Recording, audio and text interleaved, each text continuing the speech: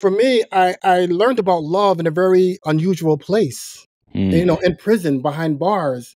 And by practicing sound healing and meditation and in yoga and allow that to be a vehicle for me to go within, I was able to see that shame and guilt that often keeps people like ourselves in a very vicious cycle of addiction. But I also was able to move past that shame and guilt and connect to the true essence of who I am. Hey y'all. Welcome back to the Stacking Days podcast, where we highlight underrepresented journeys of sobriety. I'm your host, Ray Donovan. Really excited about the conversation today. The brother that we have, his reputation actually precedes him. He was referred to the show just because he has such a compelling and great journey and story that I think that we can all benefit from. So really looking forward to getting into it with him. He's extremely dynamic, an entrepreneur. He's a recovery coach. He's also a legitimate healer, which I think that in this day and age, we can all use some healing. So without further ado, Kelvin, welcome to the show, man. Great. Thank you so much for having me. I'm really honored to be here and to share some of my experience, strength, and hope to you and to your listeners. So again, thank you so much. Oh man, the pleasure is all mine. Thank you for joining.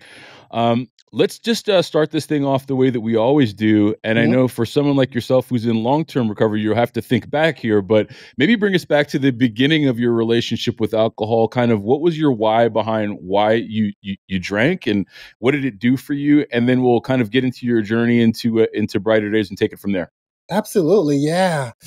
Yeah, I do have to think back a little bit, and when I think back at the beginning aspects of things, I grew up in a very strict household. I grew up in a very religious family.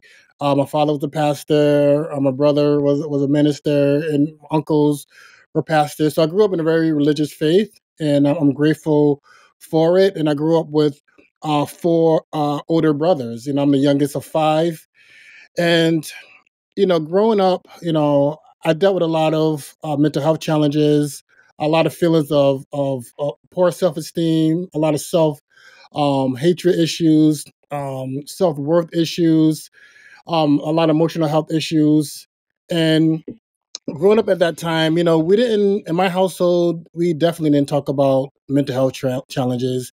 We definitely didn't talk about trauma at that time, and everything was really kind of focused on our faith. We prayed about it. We take it to Jesus. We go to church about it, and that foundation really helped me to really build my spiritual practice to this day. But at the same time, I feel now, prayer works, and I know that it works. But there's other people in our lives that can help us to deal with some of the emotional distresses and pain that we deal with, such as professional support from a clinician, a therapist, a psychiatrist, and what have you. But at that time, in the '80s, early '80s, we didn't, that wasn't the route we was going. So having older brothers, see my older brothers drink and use drugs, I kind of gravitated towards that. And, when I got in my like 9, 10, 11 years old, I started drinking. And for me, it started off on the weekend things, hanging out with my cousins, my older brothers in the projects. And we kind of like, I might age myself a little bit, but I was drinking Heifer Rougher and Private Stock and all those different types of malt liquor, 40 ounces of that. And, it was an acquired taste, but at the same time, I enjoyed the feeling that this alcohol gave me, and for me, it kind of I kind of gradually started drinking from the weekends to, more during the week. And, it got to the point where I started drinking more, and then I started drinking more heavy liquor, like blackberry brandies. I never forget, my brother used to, purchase me some blackberry brandy, and I used to chug it down, me and my homeboy, and we'll go to school dances, and, we'll just act the fool pretty much, Yep. And I got to the point where I started skipping, class, to get drunk with my friends. By the time I was 17, I ended up quitting school altogether. And that's when my alcohol consumption started, I started drinking more, and that's when I started getting into the marijuana as well too. I used to, back in school, I used to sell marijuana, but I never smoked marijuana. But it was when I quit school, I started smoking marijuana, and I started drinking heavily. And growing up in my household, seeing my brothers doing it, my friends, the people that I associated with, that was a way for me to kind of like, numb the pain and feelings that I had at a very young age. And, it started off as a social thing. I mean, I wanted to fit in. I wanted to be connected to my peers, to my brothers. And I enjoyed the feeling that, alcohol gave me at that time. But then some point, maybe, when I quit school and some other pains that I experienced in my life, that it wasn't just about socializing no more. I was drinking for a different reason. And for me, Yeah. that reason was really to really numb that pain and hurt that I felt as a child. Mm. I mean, it sounds like in a lot of ways, when you were 17, it was almost like a perfect storm where a lot of your childhood, kind of obstacles you were facing. I'm sure that the mental health pieces started screaming a lot louder at that Yeah. point as well. And and you're basically sounds like you're just trying to numb yourself and get some relief from all of that tension. Yeah, yeah. Now, I didn't make the connection then, because when I was drinking, I was drinking and I felt good, when I was on an Yeah. influence, and I didn't make that distinct connection until I got older, and really started putting it together and start going into treatment. But I know alcohol made me feel better. I felt that I was more sociable because I'm more of an introvert, Hmm. and alcohol made me Yep. more extroverted. At least I thought anyway. And it got to the point where alcohol wasn't doing it for me no more.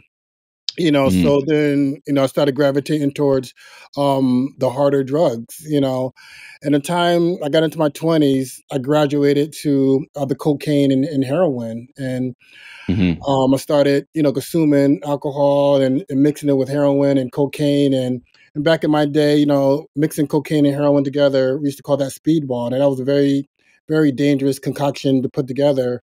And I'm just grateful that I'm still alive just to share that story. But alcohol for me, I didn't even consider alcohol was a drug, because Right. yeah, it was just something that we did in our culture and our society, and I kind of just gravitated towards that. And but once I kind of graduated, so to speak, to the harder drugs, it just took me to a whole new different destruction path, Yeah. for me. Yeah, I mean, hard drugs was not a part of my journey, but having Mhm. talked to a handful of folks, I mean, I'm glad you're still around as well. I mean, I know that that's a pretty deep hole to climb out of, Mm, even with a ton of support. So, hats off to you on that for thank sure. you. Let's pause it right there. I want to step back and so you talked about how you came from a very religious, very strict household. Mhm. You and your brothers.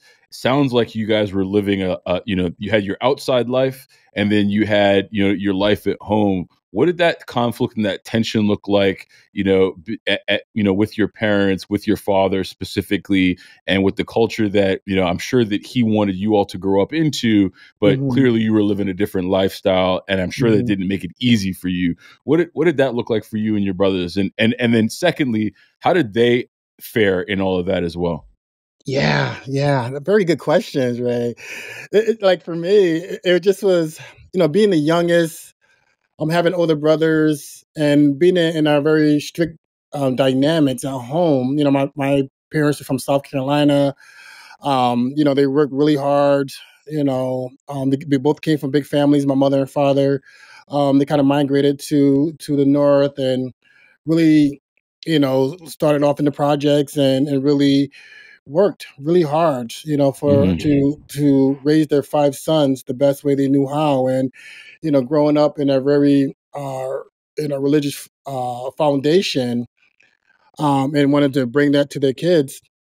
I really admire them and I appreciate that, but I felt smothered, because I went to Hmm. church like at least 4 or 5 times a week, 'cause it was Right, that's always a lot. Bible study, prayer service, Sunday school, Sunday service.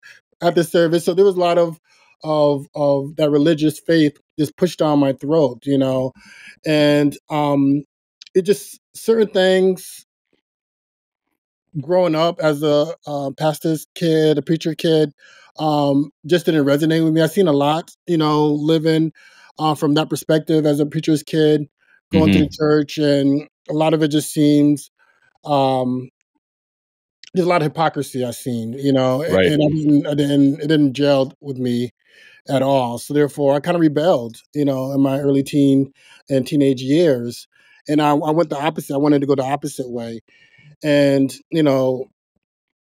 my father was very, very strict. We we got punished, we got disciplined. But that still didn't turn me of the direction I was going, the lifestyle I was living, the people I was associated with, and even my brothers as well too. They were my role models, and they was going down a Yeah. similar path that I was as well too with the alcohol.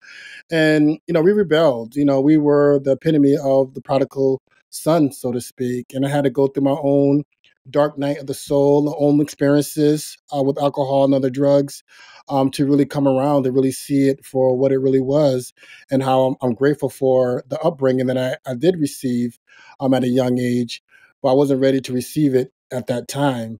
Yeah. And so we clashed a lot. Me and my father, we argued a lot. He kicked me out the house many a times, and he accepted me back in. But he wasn't happy with the lifestyle that I was living, my older brothers was living, and it was hard on my parents as well too. But it was really hard on us because society and a culture, when you're the son of a preacher or son of a pastor, for some reason they feel appropriate to put people like ourselves on pedestals, and Right. I didn't want that at all. It's like we're human beings, and I'm ripping and running with a lot of people's kids that I went to church with, and they're no angel as well too, but we seem to be put on a pedestal because of our upbringing, and that was a lot of pressure. That was a lot of Yeah. pressure. Kind of dealing with that.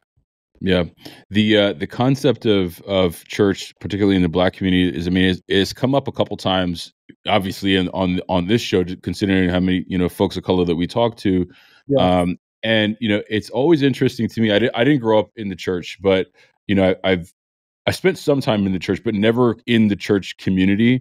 Hmm. It's always interesting to me, this like very clear division between the culture in the church and the culture that a lot of the younger churchgoers are involved in outside of the church, and just like Hmm. the fundamental like moral clash between those two lives, and how Yes. debilitating I'm assuming that would be for a young person just trying to figure their way in life, let Yes. alone trying to understand these very, very lofty, these lofty concepts that church talks about. Yes. It's I can only imagine the degree. I mean, especially as a Black person, just trying to like figure out their own identity, their own way. Where I can see that would be extremely supportive and maybe nurturing for some. To your Hmm. point, it could be smothering for others, where Yes. you almost feel as though that you're being suppressed in a way from being your true self. Absolutely. Yeah. And that's exactly what it was. You just you broke it down, and it was that like cognitive dissonance, that was Yep. inside of myself, where, this is the upbringing, the program that I received at a very young age. But it wasn't really gelling with me, wasn't resonating with me to a certain level, but yet at the same time, I'm growing up in a subculture. That's when hip hop, I was really, really into hip hop, and the subculture back in, the late 80s, early 90s. And I And you're wanted in to find Connecticut. my You're in Connecticut at this time, right? yes, I'm in Which is Connecticut. Yes. basically right next door to the Bronx. I mean, if you could That's shoot, right. Yeah. Yeah. so I'm sure you're getting a lot of that, that kind of spillover from the culture.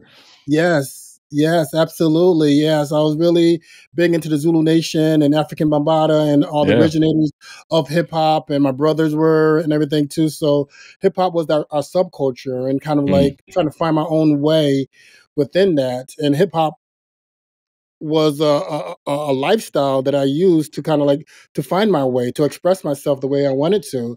And Hmm. part of my subculture and my lifestyle at that time was the use of drinking, and connecting with my boys and smoking weed and all those different things, as well as dancing, MCing, graffiti art, and all the whole lifestyle that we was able to express ourselves. But it got to the point where my alcohol consumption was very high, and Yep. I wasn't drinking to socialize. It got to Mhm. the point where I was drinking to get drunk, Yep. and that was the big problem for me. No, I get it. I get it. I mean, it's kind of a side note. We just celebrated this past year 50 years of hip hop, and Yes, and in that we seldom talk about how ingrained alcohol has been in like the hip hop culture, how ingrained that's true. drug use has been in the hip hop culture. Maybe we'll get further into that over the next 50 years or so. But Yeah, I totally. I mean, I get it. I mean, when I was growing up, I was in Canada, and and I was also subscribing to that culture and going, grabbing my 40s and yes, not thinking anything about it because that's what I yes, was seeing from the culture. I mean, yes. I totally get it. Um, so back on track. Let's get back to where we left off. You're 21, I believe. You're drinking heavily. You're into all various drugs. At what point in time did the wheels just start coming off for you, and you had to take a hard look at how you were going to do some things differently, and what did that path look like for you?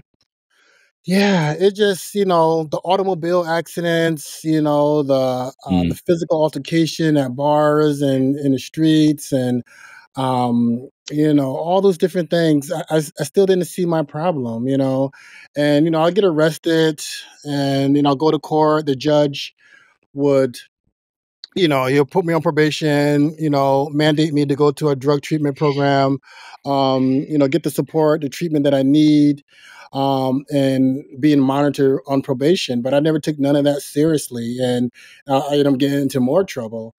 mm. And it got to the point where the judge got tired of seeing my ass, and he started sending me to prison. So he was like, okay, you got to learn the hard way. I see, huh?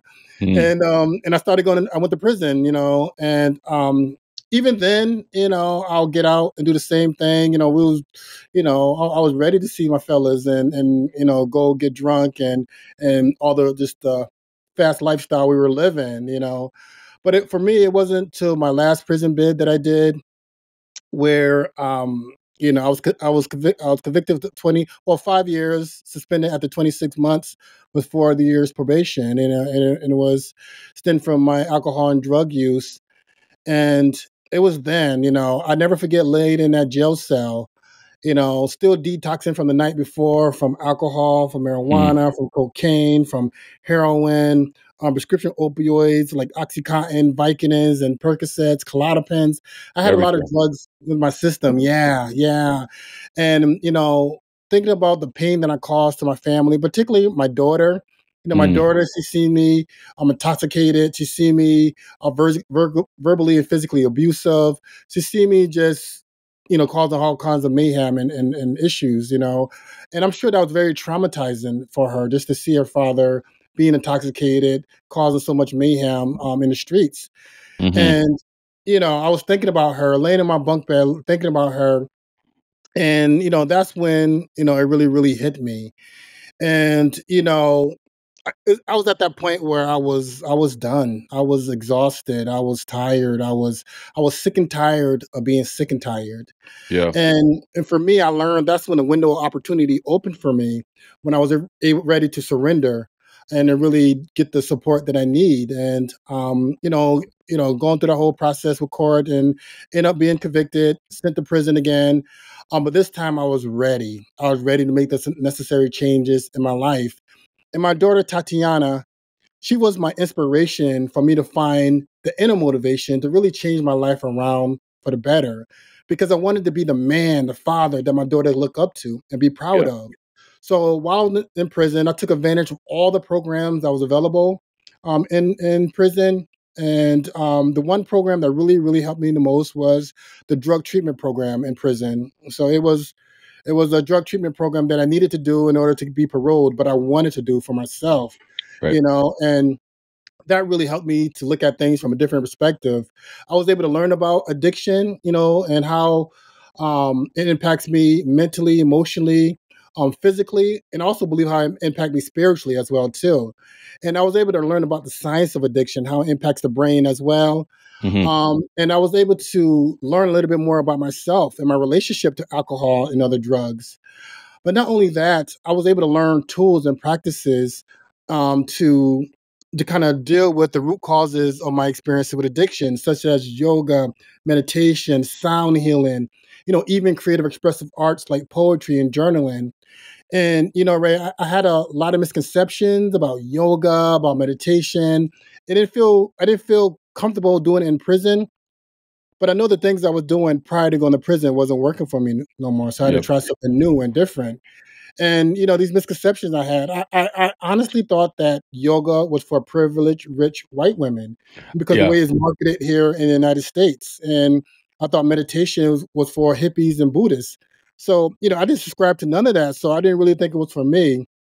But the things I was doing, it wasn't working. Yep. So by stepping out of that comfort zone and utilizing practices like sound healing and yoga and meditation, allowing that to be a vehicle for me to go within, because I learned that for me, true, authentic, sustainable healing begins with inside of ourselves. And I was able to find that sense of calmness and inner peace, even being in a very hostile and restrictive environment such as prison. Hmm. But most importantly, I was able to understand the root causes of my experiences with addiction. And from my lived experience, for me, I learned that it was the unhealed emotional pain that I experienced in my life, the unprocessed trauma that I endured from childhood, adolescence, as well as adulthood trauma, as well as all the toxic chronic stress. For me, all of that was at the root of my addiction. So for many years, I reached for something outside of myself to find a sense of relief from that distress. And for me, I found it in alcohol and other drugs, and it worked for a while until it didn't work anymore. And I got caught up in that very vicious cycle of addiction.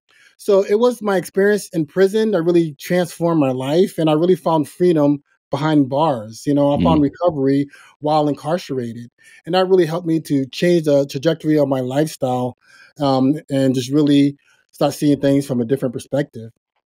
Oh man, Kelvin, you just put so much out there, man. I don't know where to go first. Man, well, look, first and foremost, I thank you for sharing all that. Yes, sir. I haven't spent time in prison, but I can imagine that it's very challenging to find light in such a dark place. And I'm so grateful for you that you were able to do that, because obviously you've been able to pay that forward, to many lives that you've been able to touch, since then. Um, you mentioned that you had all these preconceived notions about these healing actions that you stepped into: yoga, meditation, so on and so forth. And it's funny because there are a lot of things that can be to our benefit that we oftentimes deem as not being for us, right? Yes. Like spending time in nature, that's a white person thing. Right. Yoga, that's a white person, that's a Mhm. rich white person thing. Yeah. And I've been thinking about this a little bit lately, and just looking at the landscape, and not to take anything away from anybody in the recovery space, but Mhm. you almost get this sense sometime that recovery has been packaged in a way that we don't feel as though that is for us either. Absolutely. Yes. So I love the fact that we're having this conversation, because I Yes. think it's important for us to encounter a lot of these difficult things and Mhm. recognize that we can do things that historically hasn't been looked at as being for us, but we can Yes. embrace them as ours in order to find our own healing and path forward. Absolutely. I totally agree. And what you shared really touched me as well too. I think nature is one of the most underutilized antidepressants out there. Yeah. Spending quality time in nature is very therapeutic and healing. And when I did some research, when I think about all these ancient healing modalities that's been around for a very, very long time, when we go to ancient Kemet, modern day Egypt, Hmm. it's all over the walls, the different practices of yoga that they were practicing. I had to really do some research and really had to unlearn a lot of the things that I've learned about these holistic healing modalities. Is that a lot of our culture, it was enriched by a lot of these healing practices that now you see in our modern day society in the Western world, whereas these practices in ancient Africa were demonized, Yeah. and we kind of like bought into that program that doing practices like comedic yoga or meditation or just Reiki, energy healing, all these different practices, that it was against our faith, Yeah. that it was actually sinister or evil or witchcraft. We was bought into that program to believe that, but once we kind of unlearn a lot of things that we was programmed to learn about these holistic healing modalities and move them to the side and really experience it for themselves and really maybe do some research and understand that our ancestors practice these healing modalities, sound healing, particularly with the drum in Africa, Western Africa, where my Hmm. ancestors are from. It was a tool for rites of passage, for healing, for ceremony, all kind of different celebrations. And the rhythm of the drum, that the rhythm of the earth, there's something very powerful. And we even go back to the scriptures. You think about David, how he played the harp, and all these different instruments that were used in healing in ancient times. So therefore, once we move past those misconceptions and really learn about these modalities and really embody these practices and experience it for ourselves, a lot of the healing and from the traumas and pain and hurt that we've been through and endured, particularly in this culture and in this country, we could help with the healing process with that, and Yep. so many different modalities. Like poetry was a practice, journaling was a practice that I use. If it's okay, Ray, I'd love to share a poem that I wrote Absolutely. while I was in prison. Yeah. It was very therapeutic for me to recite that, and to write it. And by practicing meditation and really with sound, I was able to really go within and really connect to those emotions that are suppressed under the influence of alcohol and other drugs. And, to be honest, there was a lot of drugs in prison as well too, Mm. but I made that commitment to myself. I made that commitment to my daughter not to consume any more drugs, to really wanted to change my life around for the better. And by practicing these modalities such as sound healing and meditation, I was allowed to feel all those raw human emotions that are suppressed for many years Mm. and allowed to come to the surface. And learning about poetry and journaling, I was able to process these emotions in a very therapeutic and healing way through Mm. poetry. And the name of this poem that I wrote while I was in prison, that was extremely therapeutic for me then, and it's therapeutic for me now to recite it. It's called Eyes of a Silent Sun. Mm. Look into my eyes and tell me what you see. Is it a lost soul with no control, trying to be free? As I look into the mirror and stare into my eyes, I see all the anger and self hate, hypocrisy and lies. I see resentment, frustration, embarrassment, and pain. I see jail bars and fancy cars as I cruise down memory lane. I see the feelings I repressed, going back to childhood. I need to let go of those feelings. I would if I could. I see the hurt that I caused to the ones I love the most. I see my brother on his wedding day as we celebrate with a toast. I see the good and bad times that I experienced in my life, but it's so hard to let go of all that bitterness and strife. There's a sense of sadness when you look into my eyes, like the ones you see when a close relative dies. But this death is not physical, it has to do with the soul. It's that morbid feeling we get when our spiritual energy is low. It's like nothing matters anymore, like that day when I was fired, feeling depressed and weak. Can't sleep, but I'm so tired. I'm tired of all the pain, the hurt, and the rain from that cloud that keeps following me. Sometimes I think I'm insane. When I look out the window, see the beauty of the lake. It reminds me of good times, like when I was 9 and things were fine. And with the sunrise, I can feel the presence of the Creator. When I look out my window, I see me in the beauty of nature. I'm a part of God's creation, nature, and humanity. The love and spirit that's in Jesus is also in me.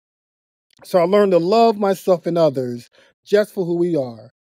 And I learned all about this love looking out my window with jail bars Hey guys, I hope you're enjoying the episode. If you are, we'd really love it if you could leave us a rating and a review on Apple Podcast or a rating on Spotify. And of course, please feel free to invite somebody into the conversation.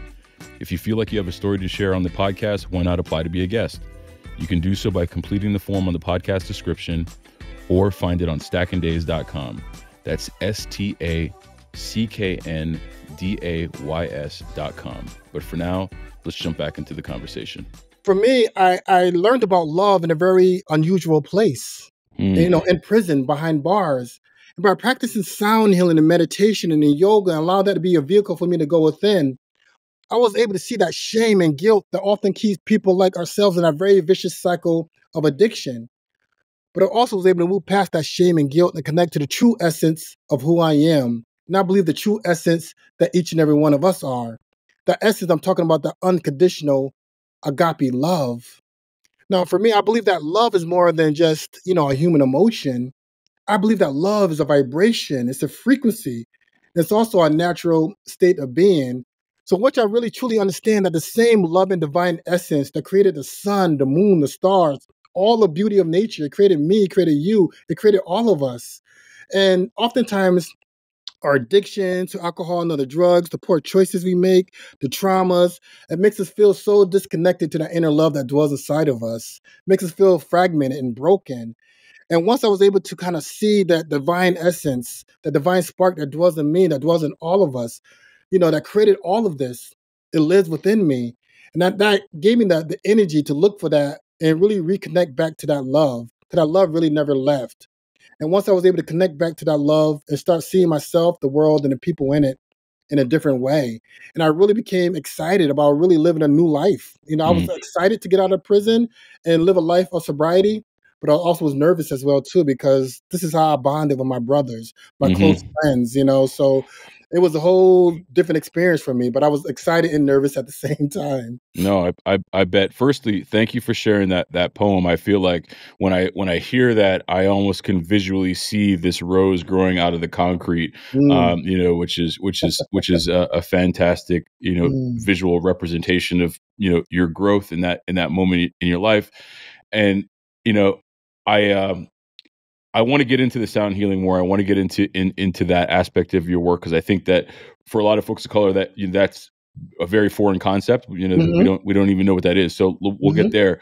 But before we get there, I do want to talk about that reentry for you. I mean, you go in one Kelvin, you come out of there a different Kelvin. Yes. Not just even for your brothers and for your for your folks, but I'm sure even your daughter Tatiana, she's probably trying to grasp her mind around, well, who is this guy? Yes. He doesn't resemble. He physically resembles my dad. Yeah. But clearly, walking with a different energy. So, like, what did that reentry look like for you, and how did you maintain that that spiritual discipline that you found in prison to continue to walk on this path that was starting to light you up from the inside? Yeah. Great question. It was connected to that divine spark. Like growing up, like I said, in a very religious family, where religion was kind of shoved down my throat, But it wasn't until I went to prison the fourth time where I was able to develop a personal relationship with the divine, and also a personal relationship with the teachings of Jesus as well. And the thing that I learned about the teachings of Jesus was love. Love for the divine, love for ourselves, and love for other people as ourselves, because I realized that we are one. So that divine essence of love and the teachings of Jesus, what I've learned while I was incarcerated, that really helped me to really build my spirituality. But also the foundation what my mother and father instilled in me, that played a big part in it as well too. So that's why I'm grateful for, kind of like having the upbringing that I did, and I had to learn like the prodigal son learned and go through my own experiences. But with all of that, I was able to have a really focused awareness of what I want to do in my life. Because being in prison, I learned these tools, these holistic practices, but I also learned more about myself. And I wanted to work in the recovery field. I wanted to give back what I've learned while I was incarcerated. And so I was energized. I was psyched. I was ready. But like I said before, I was also nervous as well too, because I didn't know I had a plan, but being in prison and going out in the world, sometimes things can you can take a detour really Yeah, quick. I bet. So what really helped me was sober support. Okay. When I got out, I connected with an organization called Access to Recovery, and I connected with another a recovery coach that have lived experience with alcohol and other drugs and was in recovery herself. And she connected me to different resources within the community as well. But I really enjoyed meeting with her every week, and we didn't meet in a clinical setting in the office. We met, at a coffee house in the Right. community because I felt so disconnected to, the community. I didn't feel like a citizen, so to speak, because all these stigmatizing labels that society puts on people with lived experiences as me, I internalize those stigmas. Oh, I'm an addict, I'm an alcoholic, I'm a convicted felon, I'm a high school dropout. So I felt so disconnected to the larger community. So Mm. just meeting in the coffee house and kind of talking about my experiences and my life and the direction I want to go, that was extremely healing within itself, and having a person with similar lived experience that understood my feelings and my pain and my hurts and my concerns and my direction, my passion as well too, and connect me to different resources to really help me to really move forward on those passions of mine and desires that I had was paramount. It was really very powerful for me, and and connecting me to a recovery community, which is CCAR, which stands for Connecticut Community for Addiction Recovery, and connected with them, volunteering with them. They have what they call a telephone recovery support, where they Okay. have somebody call you that was in recovery themselves and kind of talk about just what's going on, and kind of talk about some of the challenges you might be facing, coming home. And that was very helpful for me as well too. And it might sound cliche, but I heard people, places, and things. I really had to change all of that, Hmm. including my family. Three of my four older brothers. We used to drink, we used to socialize. This is how we bonded and connected. I had to learn how to love them from a distance. And that Right. was extremely painful to do, particularly in the beginning, because I love my family. I love the time we spent together, drinking and consuming as well too. And that was something of a loss that I had Yeah. to grieve. I had to grieve that whole lifestyle, that whole process once I was released, because I wasn't expecting that sense of loss and grief. Mm. Feeling that, but I had to learn to love them from a distance and really focus on the lifestyle that I wanted to live and really be around sober community. And in prison, we did a lot of 12-step work, a lot of NA groups and everything. But when I got out, it was a little different, to be honest with you.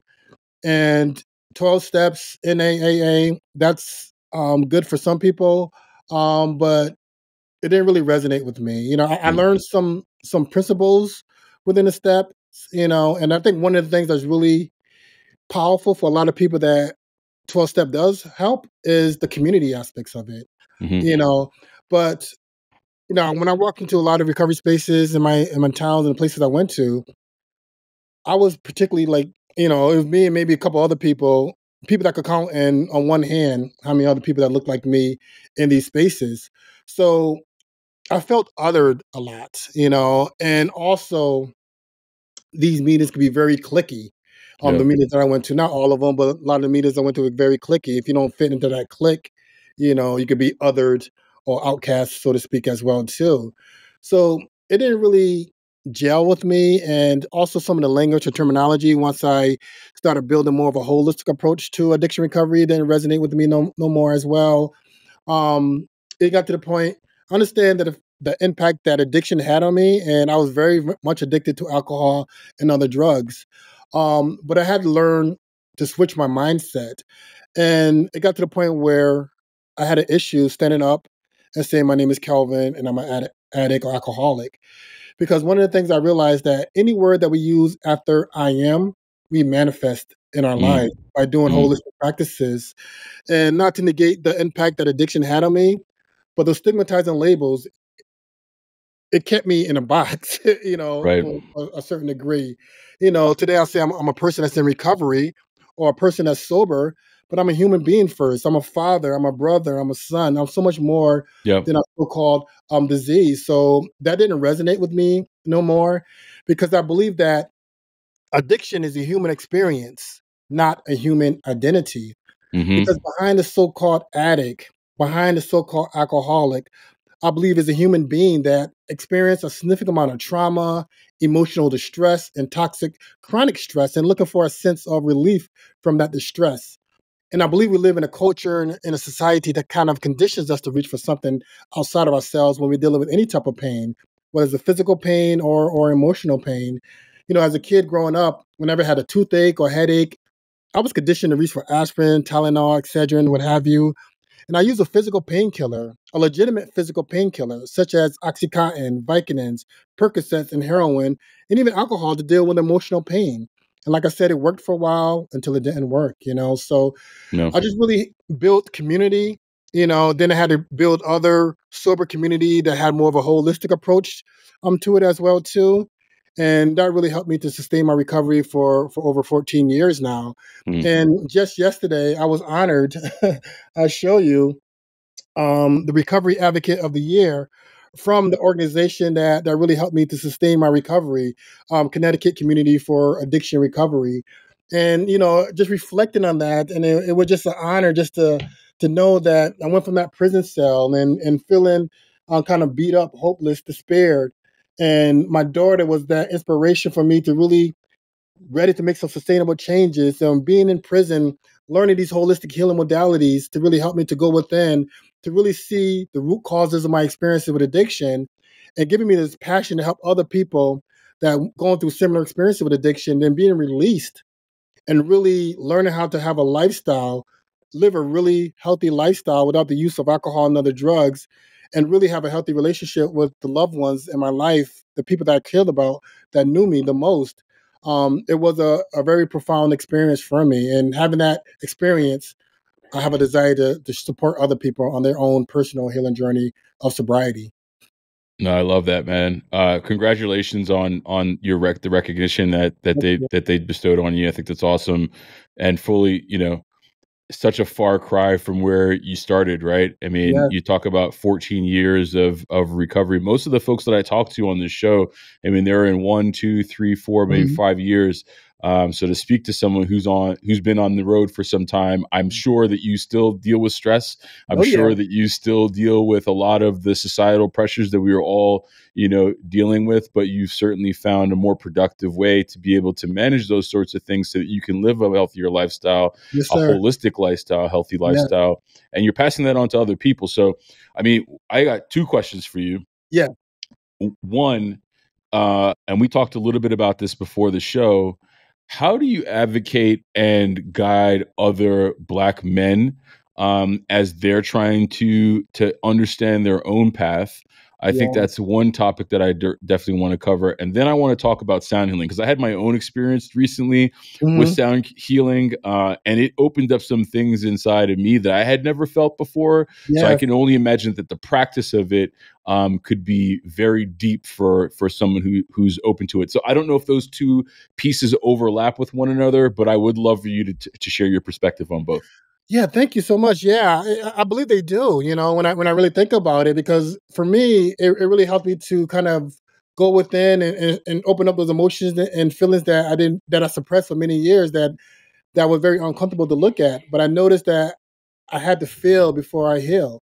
You know what I mean? Mm, So I had to feel those raw human emotions that I didn't want to feel, that was very uncomfortable for me. And, you know, working with Black men, working with some other colleagues of mine, Black men that, we get together and, we have lunch, once a month. And, we call ourselves sober Black men. And so just with that whole concept, we wanted to, kind of create like an online support group for Black men that's in or seeking sobriety or recovery, or what even that means, we go into certain neighborhoods, when it's predominantly Black and brown folks, we see a lot of package stores, liquor stores, alcohol stores, and that's intentionally. I hmm remember when the crack epidemic, came back in the 80s, where it really, really impact the Black and brown community, but that was intentional as well too.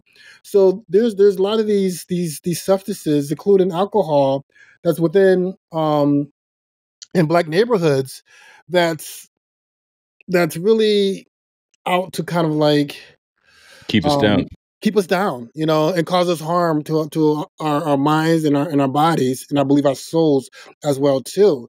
So just really having conversations around that, I think, it's so important. And what is our relationship with alcohol? For me, kind of growing up in the subculture that I did, and how liquor companies, I should say, they use particular artists and rappers and people that have influence within the Black communities, and have influence in the hip hop communities, or even Black genres of music, to promote their alcohol consumptions. And Mm. we're always being programmed, whether it's through our music, whether it's through Hollywood and the movies and the TV shows that we watch. So even social media, all these different things, it program our subconscious where all the real power is really at. So we've seen all these celebrities and people using drugs, consuming alcohol. It seemed like, and the way they glamorize it within our culture, it seemed like that's the cool hip thing to do.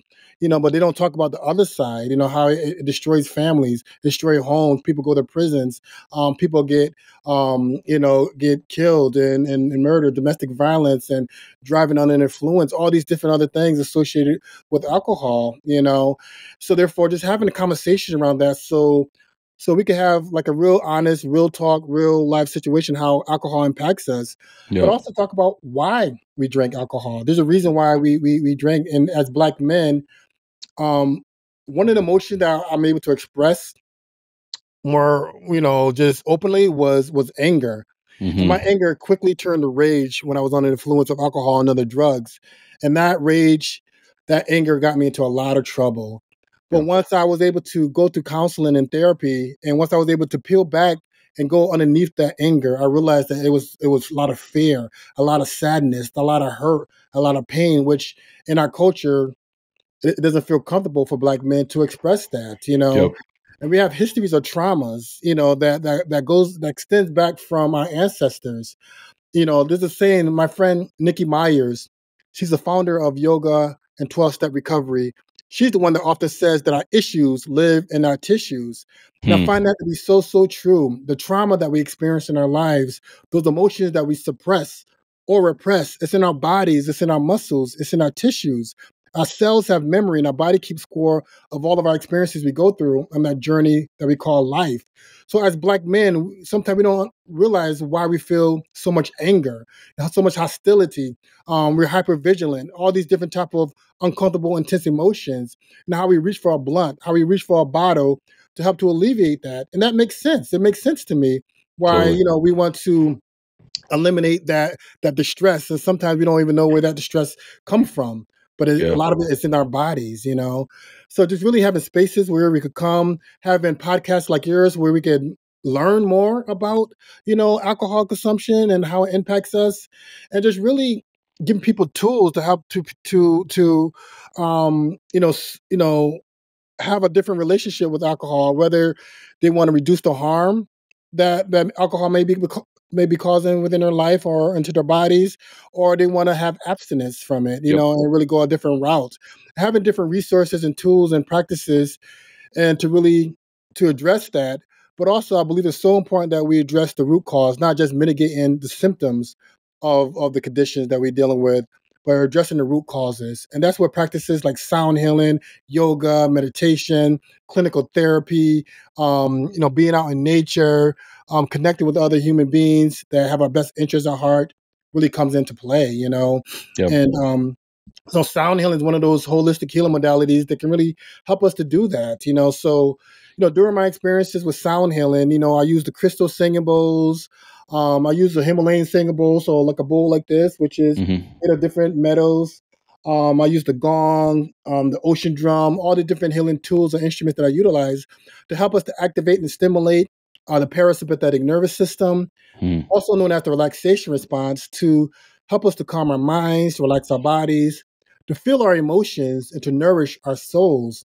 And the meditative sounds produced from all the different healing tools that I utilize during a sound healing session, it promotes healing from chronic stress, muscle tension, physical pain that we feel in our bodies, feelings of anxiety, depression, post-traumatic stress, sleep issues, and different other stress-related chronic health conditions that we experience in our lives. All those different types of emotional distresses that I just named was the main reason why I reached for alcohol and other drugs in the first place. And even though those substances gave me a temporary sense of relief, but for me and many people like ourselves, it caused more negative consequences at the end. So Yeah. really just giving people tools to really work with, to do the inner work they need to do in order to heal. Yeah.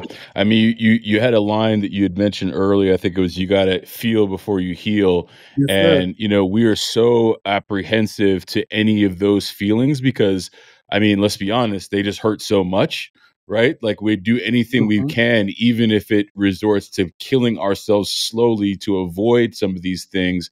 And, so I love the fact that you know, are trying to create these paradigm shifts within our culture, one Yes. individual at a time, so they Yes. recognize that, number one, you can feel these things. That's right. um, Number two, you can also heal from these things That's right. if you want to.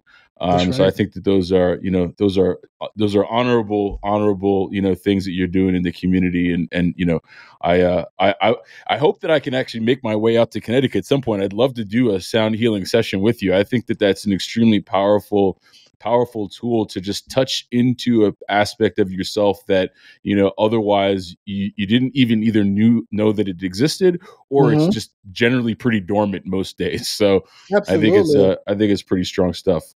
Yeah, I would love to have you. I'm honored to be co-founder with Soul Care Love with my beautiful life partner, Maria Del Carmen, and we really create these safe spaces for people to really connect to the inner healer that dwells inside of them. And sound healing really creates that space for people to be still and Mm. go within and connect to that inner GPS to help them to navigate through life in a way that works best for them.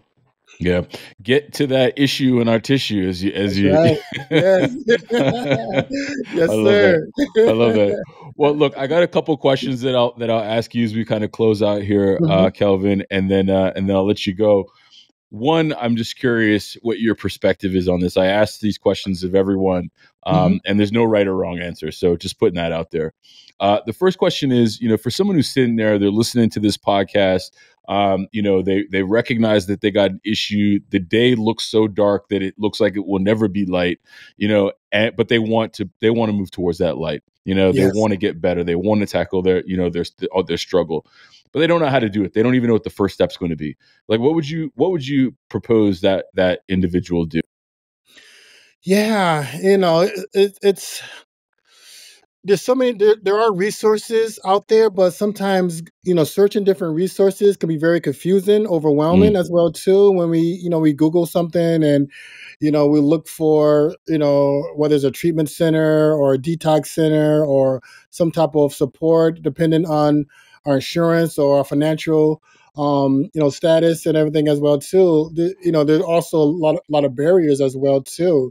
So, the first thing, we could go to YouTube, which is free, and, mm, go to different videos, go to your podcast, other podcasts that talks about, alcohol addiction or any addiction to any substances, and kind of get information about that and maybe perhaps some inspiration to really change your life around.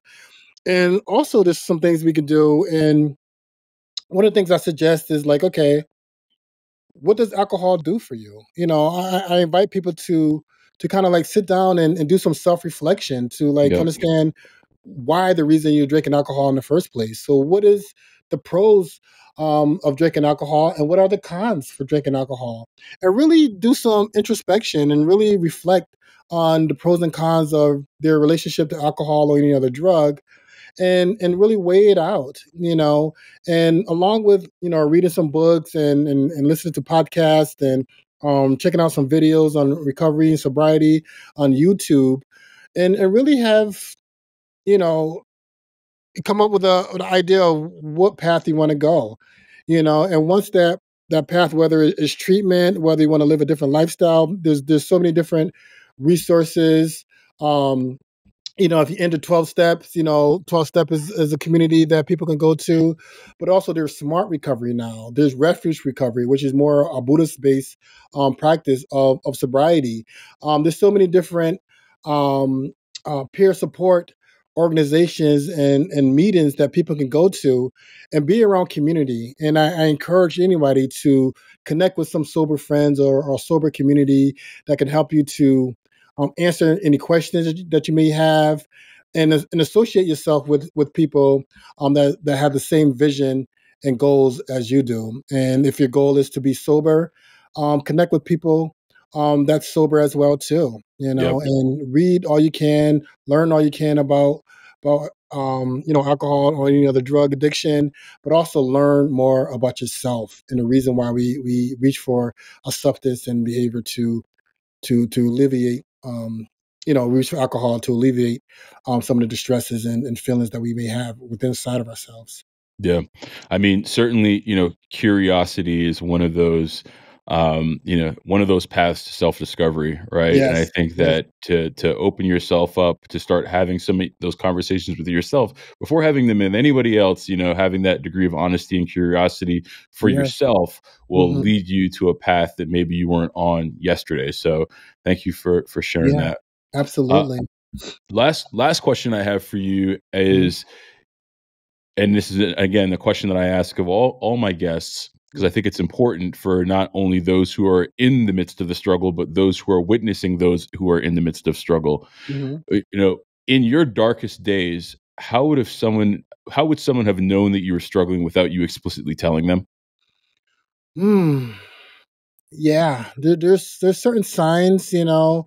Um, Isolation is a big one. Mm, For me, I used to come home. I used to isolate myself in my room. Didn't want to socialize with my family, so that was a big one. Um, and I dealt with depression as well too. So there's points where I used to sleep a lot.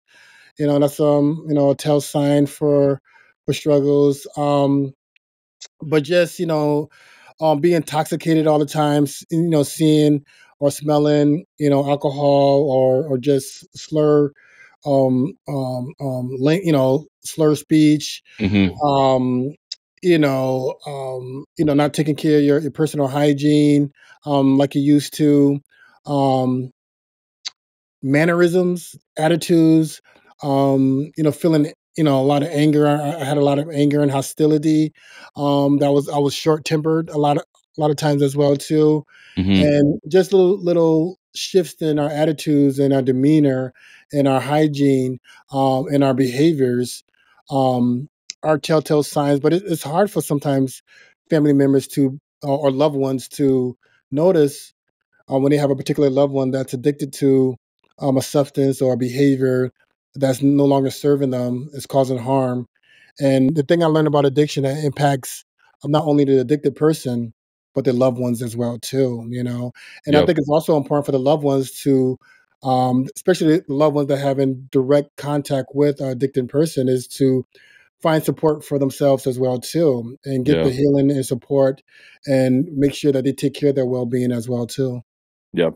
That's a great call out. Thank you for that. Yes, absolutely. Calvin, where can folks find you? Absolutely. They could check me out, my website, at soulcarelove.llc.com. There's, lists of different individuals and private sound healing sessions that we offer. We also offer virtual gong baths as well too, which you'll be able to experience a Mm, sound healing session virtually as well too, which is very awesome. And my partner Maria and I, we're coming up with some online courses as well too, and how to utilize and incorporate sound healing into your daily practice, how to pick up a bowl, whether it's a Himalayan singing bowl or a crystal bowl or maybe a drum or a shaker or a rattle or a chime, to help you to take care of your well-being as well too. mm, And we also have um, our own personal blend of cacao, which is the okay. purest form of dark chocolate. It's considered a superfood. One of the things that when I was in early recovery, especially in the 12-step communities, we used to drink a lot of coffee. And the way I used to drink coffee, it was very unhealthy. I added a lot of sugar to it, and a lot of other crap to my coffee, and that coffee used to give me the jitters after a while, Right. almost like the same feelings where I was using cocaine. So I connected with a chocolatier, shout out to Aruna Chocolates, and I wanted to come up with a blend that for people that have similar experiences with me, like me, but also a healthier alternative for people. And the cacao is rich in magnesium, rich in antioxidants, and nutrients that our body needs to thrive. So we also, we sell that on our website as well too, which is a great alternative to coffee. And you're more than welcome to reach out to us directly. All the contact information is on our website as well. Awesome. I'll also throw in there, you got a YouTube page. I was sitting there just enjoying some of the soundtracks that you had put up Yes, yes. recently. So we'll throw that into the show notes as well. Thank you, brother. Yes. Yeah, you got it, man. Well, look, Kelvin, it's been such a pleasure, man. I'm glad that we were able to make this happen and have you come on. I've really enjoyed chatting with you. I'll know we'll stay connected. And I got family out in Connecticut, so when I come out there next time, I'm gonna drop you a line and see if we can get Please a do. session up. Yes, please do. I would really, really love that. I would love that a Awesome. lot. Yes, yes. Awesome, man. Well, look, I appreciate it. We'll talk to you soon. Everyone who's listening to the episode, thanks for tuning in, and stay tuned for next week's show. All right, peace. I appreciate you guys listening to the Stacking Days podcast. I hope this episode added value to your recovery and wellness journey. Before we go our separate ways, let's connect on social. You can find us on TikTok and Instagram at Stacking Days or via the website www.stackingdays.com. By supporting the show, you can play a direct role in amplifying people of color in their pursuit of recovery. The easiest way to do that is to subscribe or hit the follow button. This way, you'll never miss an episode, all while playing an active part in creating the ecosystem where diverse voices in healing matter. This show is for the purpose of education and connection and is not a replacement for therapy or recovery care. For more information on the resources and support available, take a look at SAMHSA and some other resources shared in the description. Until we meet again, be well, one day at a time.